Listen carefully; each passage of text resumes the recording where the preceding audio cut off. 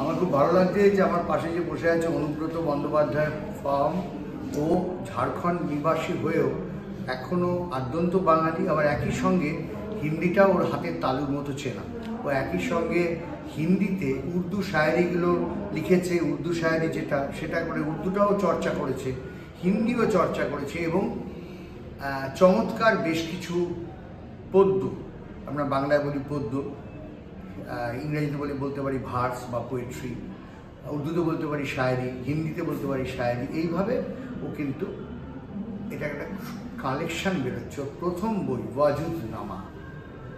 আমরা এর সাফল্য কামনা করি, আশা করব এরপরেও বাংলাতেও এই কবিতাগুলি বাংলায় আবার নতুন করে লিখবে। তাহলে আশা করি বাংলা কবিতার জগৎ, বাংলা পদ্য জগৎ নতুন একজন কবিকে আবিষ্কার করবে।